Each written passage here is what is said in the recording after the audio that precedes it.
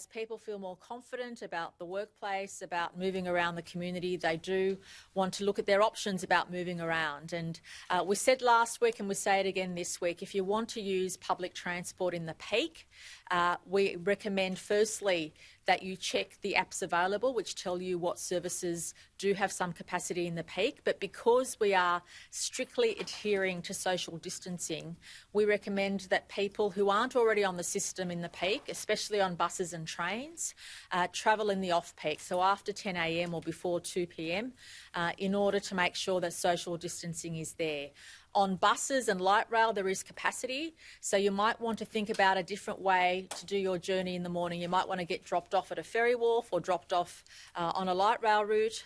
Both those modes are under capacity at the moment in the peak. However, buses and trains are pretty much at capacity in the peak. However, I want to thank everybody in transport for making sure we now have apps available through your normal transport app, which tells you demand. It tells you whether there are any services or seats available during that peak time. We don't want people to either get the virus or spread the virus on public transport. There'll be deep cleaning, there'll be extra measures in place. There'll also be special identifications of where you should be sitting or standing on the mode of transport, so you'll have that advice as well, which is being rolled out from this morning. I'm pleased to say the transport team has also looked at opportunities to have event-style parking, so places like Moore Park and other places in and around the CBD, but also in employment hubs will be investigated and more pop-up parking stations will be made available. Again, it's not a message you'd give without COVID about we normally encourage people to catch public transport, but given the constraints in the peak and the fact that we're exercising social distancing, we do want people to consider different ways to get to work.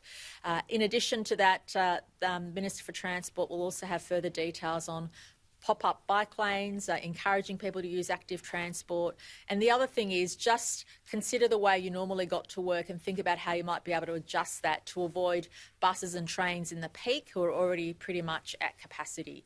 But again, if you want to use the system during those peak times, we recommend you planning ahead. You can look at the app for the records the day before and have a look to see what demand was like and then plan your trip accordingly. But please know that when it comes to public transport, we're always looking at opportunities to increase the capacity in the peak, increase services and give people more options. And at the moment, the options are laid out, but please know the transport team is working day and night to make sure we have a COVID-safe transport network.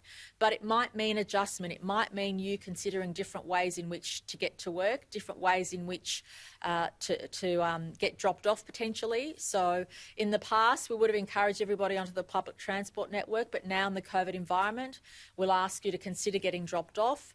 When it comes to school children, we recommend, if you can, walking the children to school or dropping them off to avoid the public transport system outside of obviously the school bus system, which caters specifically for school children. So all the technology will be there to give you real-time information, but we do want to stress that we will have strict social distancing on the network to protect everybody and to make sure the virus isn't acquired or spread through the transport network.